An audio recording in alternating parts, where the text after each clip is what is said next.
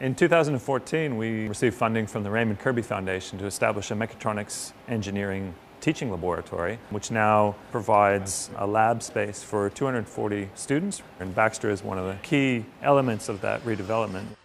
We've presented Baxter at Open Days. It's a great showpiece for the kinds of work that we do.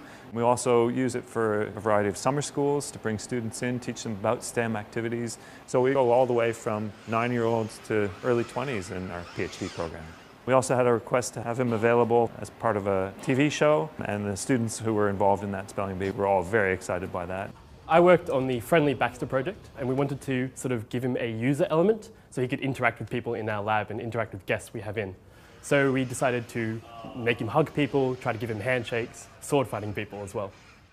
I ended up working with Baxter as part of a unit called Experimental Robotics, and the task for our major project was to get Baxter to solve a Rubik's Cube. So we took a conventional 3x3 Rubik's Cube and used a combination of image processing techniques, pre-existing algorithms, and also inverse kinematics to make the job work.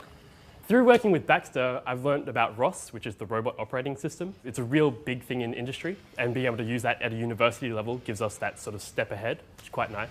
Every single feature of our degree comes together when we do a project with Baxter, and there aren't many applications where we can say that. So computer vision was all my software side, doing inverse kinematics focused more on our mechanical engineering, and then computer science was obviously doing all the programming involved with it as well. So being able to work with something like Baxter and take a project all the way from concept to realization really does allow me to implement my own skills in all three of those areas. This year we had 2 groups working on Baxter at the same time, and we had to sort of take turns, and it would be really nice if we had 2 so we could work at the same time and use them to interact with each other.